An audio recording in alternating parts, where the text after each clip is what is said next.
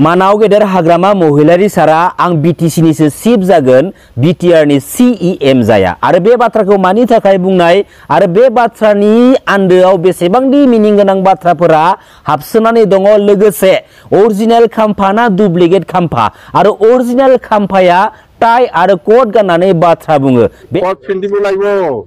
नेकटाइ थाकिबो लायगौ ससमाथ' खालाबो लायगौ तेताय original खाम्फा दिनै जोंनि बीटीआर एकर्डखौ केस होदों बिथांमोना केस होदों बिथांमोना बे 125 नि सोमोन्दै गफुराव थांनानै बाथ्रा बुंथिंलाय दखना फैखोनानै हासिबजों बुज्राव हरजाया नामा बिसोरो जोबोद माने मिनिथाव बाथ्रा मानगोनां रनजित बसुमतारी बिथाङाबो माने जाथावथारै माखासे बाथ्राफोरखौ जोंनि सिगाङाव बुंनानै फोस्रावबाय थायो लोगोसे दा समाव जायफोर लिडारफ्रा दैदेनगिरिफ्रा बे बीटीआर एग्रीमेन्टखौ बीटीआर एकर्ड लोगोसे बे बीटीआरखौ बीटीआर गभर्नमेन्ट होननानै जों रायजो राजानि सिगाङाव फोस्रावनानै बाथ्रा बुंबाय दंना एक्चुअली रायजो राजाफोरखौ बेफोरबायदि जाथावथारै थगायनानै गावबा गावनि पलिटिकल क्रेडिट लानो नाजानायनिफ्राय गोजानाव थायोब्ला मोजां जागोन जों मिथिनाय बायदिब्ला बे बीटीआर एग्रीमेन्टखौ हाइकर्टआव PIL केस होनाय जायाखै बे बीटीआर एग्रीमेन्टनि गेजेरजों लिरनानै लाबोजानाय मोननैसो दफाफोरनि सायावसो हाइकर्टआव PIL केस होनाय जादों आरो दा समाव हाइकर्टआव PIL केस खालामग्रा मैखोम सासे गोख्रों दैदेनगिरियानो दिनै UPPL पलिटिकल पार्टियाव थांनानै जइन जानानै पलिटिक्सनि खामानि मावगासिनो दङ मानाव गेदेर खाम्फा बरगयारी बिथाङा UPPL पार्टिखौ मोजां मोनग्रा अनसायग्रा मानगोनां रायजो राजा नोंथांमोना दा समाव बे बीटीआर एग्रीमेन्टनि बबे मोनसे दफाफोरखौ लानानै कर्टआव PIL केस होनाय जादोंमोन बेनि सोमोन्दै सैथोथिखौ मिथिनो लुबैदोंब्ला मानगोनां खाम्फा बरगयारी बिथांनि सेराव थांनानै सोंदावनानै मिथिना लाहैदो बीटीसीनि बारग' चिफ मानाव गेदेर हाग्रामा महिलारि सारा बुंदोंमोन जे अरिजिनेल खाम्फा ना डुप्लिकेट खाम्फा आरो अरिजिनेल खाम्फाया गोदोनायाव टाइ खानानै कोट गाननानै मीडियानि सिगाङाव बाथ्रा बुंफैयो आरो दा समाव जाय खाम्फाया मीडियानि सिगाङाव ओंखारनानै बाथ्रा बुंफैगासिनो दङ बे खाम्फाया बै अरिजिनेल खाम्फा नङा डुप्लिकेट खाम्फासो दा मानाव गेदेर हाग्रामा महिलारि सारनि अरिजिनेल आरो डुप्लिकेटजों रिलेटेड खालामनानै बाथ्रा बुंनायनि मिनिङा जोंनि गेजेराव बेखौनो फोरमायथिदों जे जेब्ला समसिमहालागै आरो जेब्ला समाव मानगोनां खाम्फा बरगयारी बिथाङा बे 15 इयार्सआव बा 17 इयार्सआव BPF पार्टिनि जानानै डिपुटि चिफनि चेयाराव जिरायनानै जोंनि बे बीटीसी काउन्सिल गभर्नमेन्टखौ सालायबोनो सुजुग आरो सुबिदा मोनदोंमोन बै समाव आरो बै माखासे समसिमहालागै खाम्फा बरगयारी बिथांनि सन्माना क्रेडिटआ जोबोद भेलु गोनांमोन नाथाय जेब्ला समनिफ्राय मानगोनां खाम्फा बरगयारी बिथाङा बीटीसी आरो बीटीआर एग्रीमेन्टखौ डिफारेन्स खालामनानै जों रायजो राजानि सिगाङावनो मोनसे बाथ्राखौ फोसावनानै होदोंमोन जे बीटीसी एकर्डआ जाबाय सोरगो बीटीआर एग्रीमेन्टआ जाबाय नरक दा दिनै जोंखौनो सोंथि खालामदोंमोन मानगोनां खाम्फा बरगयारी बिथाङा जे मानगोनां रायजो राजा नोंथांमोन नोंसोर सोरगोआव थानानै खामानि मावनो ना नरकआव थानानै खामानि मावनो डेफिनेटलि बयबो सोरगोआव थानानै खामानि मावनो लुबैखागोन नाथाय दिनै सोरगो आरो नरकखौ फारागथि खालामनानै रायजो राजाखौनो सोंथि खालामग्रा बुजायग्रा सासे गोख्रों दैदेनगिरिया दिनै गावनो नरकआव थांनानै गावनि पलिटिकल केरियारखौ दिनै गायसननो नांथाब नाजाहैगासिनो दङ आरो जाय सानखालिनिफ्राय मानगोनां खाम्फा बरगयारी बिथाङा BPF पार्टिखौ एंगारनानै UPPL पार्टियाव जइन जाहैदों बै सानखालिनिफ्रायनो मानगोनां खाम्फा बरगयारी बिथांनि बे 15 इयार्स डिपुटि चिफनि चेयाराव जिरायनानै बीटीसी काउन्सिल गभर्नमेन्टखौ सालायबोनायनि जा मोनसे क्रेडिट जा मोनसे भेलु बेयो बै सानखालिनिफ्रायनो गोमादों आरो BPF पार्टी हिसाबै थानानै जेसेबां दिन खामानि मावबोदों जाय सानखालिनिफ्राय UPPL आव हाबदों बै सानखालिनिफ्राय मानगोनां खाम्फा बरगयारी बिथांनि माखासे पलिटिकल क्रेडिट पलिटिकल माखासे सन्मानफोरा माखासे माने मानफोरा दिनै बै सानखालिनिफ्रायनो गोमानाय बाथ्राफोरखौ दिनै मानाव गेदेर हाग्रामा महिलारि सारा बे डुप्लिकेट आरो बे अरिजिनेल बाथ्रानि गेजेरजों फोरमायथिनानै होदों नंगौना नङा मानाव गेदेर रायजो राजा नोंथांमोन आपकामिं 2025 बीटीसी बिसायख'थिनि गेजेरजों BPF आरो UPPL खौसे जानानै जोंनि बीटीसी काउन्सिल गभर्नमेन्टखौ सालायगोन नामा बेफोरबायदि माखासे सोंथिनि अजद दैखांनायाव बीटीसीनि बारग' चिफ मानाव गेदेर हाग्रामा महिलारि सारा मोनसे बाथ्राखौ क्लियार बुंदों जे आङो बीटीसीनिसो चिफ जागोन बिटिआर नि CEM जाया बिटिआर বুলি ক'লে प्रमोद बर' হব BTC বুলি ক'লে মই হব आरो बे बाथ्रानि लाइनावबो गोबां मिनिंफोरा दिनै हाबसोनानै दङ लोगोसे मोनसे बाथ्राखौ जोंनि सिगाङाव फोरमायनानै होबावदोंमोन जे जेब्ला समाव हाग्रामा महिलारिया अलखदाव गोग्लैयो खैफोदाव गोग्लैयो अब्ला बर' हारि खौसेथि जानायनि बाथ्रा फैया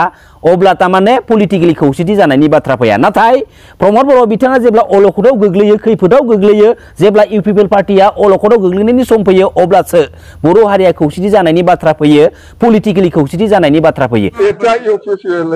নিজে বিপদত আছে বুজা নাই যেতিয়া বিপিএল নিজে আমি বিপদত আছিল এই সময়ত বড় জাতি একগোট হ'ব নালাগিছিল এতিয়া ইউপিপিএল বিপদ হৈ গ'ল বড় জাতি একগোট হ'ব লাগে বুলি এইটো কি কথা হয় মই বড় নাছিল মই কিবা নাচ শৰ্মা আছে নেকি মই বড় নহয় প্ৰমোদ বড়য়ে বড় প্ৰমোদ বড় বিপদত পৰিলে বড় জাতি একগোট হ'ব লাগে যেতিয়া হাগ্ৰামা মহিলাৰে বিপদত যায় বড় জাতি একগোট হ'ব নালাগে মই নাট আছিল না শৰ্মা আছিল না আলি আছিল মই জাম্বা बेनि आन्दोनि पलिटिकेलि लजिकखौ रिलेटेड खालामनानै मानगोनां हाग्रामा महिलारिया ओरैबायदि मोनसे डेन्जारास बाथ्राखौ जोंनि सिगाङाव फोरमायथिदों जे बे खौसेथिनि बाथ्राखौ लानानै दिनैयो जोंनि गोथौ गोसोजों जों जुदि सानोब्ला बेखौनो मोनदांथिहरो बे खौसेथिनि स्ल'गानजों जोंनि बे बिटिसि काउन्सिल पलिटिकेल सिस्टेमाव सोरबा पलिटिकेल लिडारनि बा बबेबा मोनसे पलिटिकेल पार्टिनि इमेजखौ गोसोम दागो फोनांनो नाजानाय मोनसे डार्टी पलिटिकल इश्यू नङाथ' दा मानाव गेदेर हाग्रामा महिलारि सारनि आं बिटिसिनिसो चिफ जागोन आं बिटिआरनि CEM जाया होननाय बाथ्रानि मिनिङा बेखौनो फोरमायो जे बे बिटिआर एग्रिमेन्टआ भारत हादरनि बबे मोनसे संविधानिक राइट्सखौ संविधानिक मोनथायखौ लानानै होनानै खालामनाय मोनसे एग्रिमेन्ट दा दिनै बे बिटिआर एग्रिमेन्टनि गेजेरजोंनो बिटिसि एकर्डनि गेजेरजों लाबोखानाय माखासे संविधानिक मोनथायफोरखौ खोमानानै लाबोनायखौसो जों दिनै नुनो मोनदोंमोन आरो दिनैनि बे समाव मानगोनां प्रमोद बर' बिथांमोनाबो गोनांथि जाथारोबा बे बिटिसि एकर्डनि गेजेरजों लाबोखानाय माखासे संविधानिक राइट्सफोरखौ आखाइ गोलावजों ओरै बोहरनानै बिटिआर ओनसोलाव खामानि मावबाय थानाय माखासे नुथायखौबो जों नुनो मोनदों मोजांनि बाथ्रा नाथाय दिनैयो नुखा खोनाखा बेफोरबायदि माखासे थाखानाय गोहोफोरखौ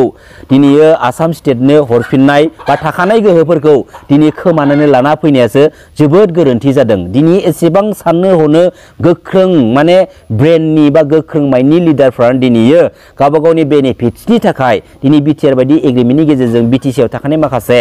एडमिनिस्ट्रेसन पावार एन्ड फांसनफोरखौबो दिनैयो खोमानानै लाना फैनाय जाबाय नङा होमबा बे बिटिआर एग्रिमेन्टनि उनावहाय जोंनि बे बिटिसिआव मानगोनां प्रमोद बर' बिथाङा दा समाव सासे CEM आरो बे सासे CEM नि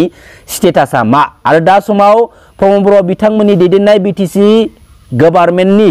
सासे EM नि स्टेटासा मा नाथाय बै समनि बिटिसि एकर्डनि गेजेरजों लाबोनाय जा मोनसे संविधानिक राइट्स बेनि गेजेरजों बिटिसिनि बै समनि सासे चिफनि स्टेटासा जाहैबाय केबिनेट मिनिस्टार रेंकनिमोन आरो बै समनि बिटिसिनि EM नि स्टेटासा जाहैबाय स्टेट मिनिस्टार रेंकमोन नाथाय दिनै एसेबां मोनसे पावारफुल स्टेटास थाखानायखौबो मानगोनां प्रमोद बर' नोंथांमोना मानि थाखाय मा जाहोनाव बेफोरबायदि माने खोमानानै लाना फैनाय जाखो ना बेफोरखौ खोमानानै लाना फैनो हानायखायसो जोंनि बे बिटिसि काउन्सिल पलिटिकेल सिस्टेमाव नैबे दा समाव जिरायनानै थानाय CEM नि चेयारखौ मोननो हादों नामा बेफोरबायदि गोबां रोखोमनि गोबां माने सोंथिया बेरखाङो दा बेफोरबायदि माखासे मिनिंफुल बाथ्राफोरखौ रिलेटेड खालामनानै बिटिसिनि बारग' चिफ मानगोनां हाग्रामा महिलारि सारा बे बाथ्राखौ जोंनि सिगाङाव बुंनानै फोरमायथिदों आरो थारैनो फैबाय थानाय समाव जोङो बे बिटिसि एकर्डखौ जोङो बासायनांगोन जाय बिटिसि एकर्डखौ 6 सिडुलनि 6थि फारिलाइनि मर्यादा होनानै एकर्ड खालामनानै लाना फैनाय जादोंमोन आरो बिटिसि एकर्डनि गेजेरजों जोंहा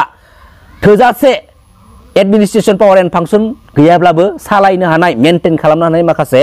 संविधानिक मोनथायफोरा दङ जोंनाव होम डिपार्टमेन्टआल'सो गैया ना होमबा नाथाय जों बेखौनो लासै लासै जोङो पलिटिकेलि जोङो पावारफोरखौ बाहायनानै जोङो लाबोनो नाजानांगोन दिनै बिटिआर एग्रिमेन्टआव मा दं दिनै बे बिटिआर एग्रिमेन्टनि गेजेरजों मानाव गेदेर एनडिपि ब्रादार्समोनखौ उदां अख्रां लाना फैबाय नाथाय अब्लाबो मानाव गेदेर एनडिपि ब्रादार्समोननि नांनानै थानाय केसफोरा दिनैसिमबो रेजिस्टार जानानै दङ आरो दिनैसिमबो एनडिपिनि फाउन्डार मानाव गेदेर रन्जन दैमारि सारा जोबथेसालियाव थानांगौ बायथ' जानानै फैबाय नाथाय बिटिआर एग्रिमेन्टनि उनावहाय बिटिसिनि दानि CEM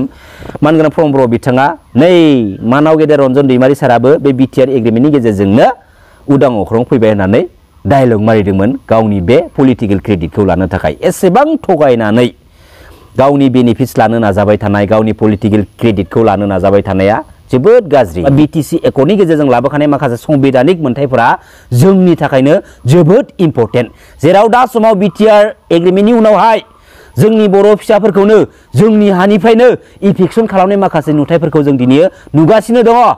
बेयो माबोरै जादों मिथिबाय बे बिटिआर एग्रिमेन्टनि गेजेरजों 7.2 क्ल'जआव रोखा रोखा लिरनानै लाना फैनाय जादों बेफोरबायदि माखासे मोनथायफोरा आसाम स्टेटनि आन्दाराव थांजोबबाय दा बेफोरबायदि माखासे गुलाय गुजायनि थाखायनो दिनै जों बर' फिसाफ्रा जोंनि बे ट्राइबेल बेल्ट एन्ड ब्लकनि हायावनो जोंनि बे 6 शिड्युल एरियानि हायावनो जों दिनै इभिक्सन खालामजायो नाथाय जोंनि बे दा समनि बिटिसि काउन्सिल गभर्नमेन्टखौ रुलिं खालामबाय थानाय इउपिपिएल पार्टिनि माखासे गेदेर गेदेर दैदेनगिरिफ्रा दिनै नुसे नुनानैब्लाबो बिसोर मिथिसे मिथिनानैब्लाबो माखासे सानैसो लिडारफ्रा गावबा गाव क्रेडिटनि थाखाय बिसोर बेफोरबायदि फावथिनाखौ बेफोरबायदि माखासे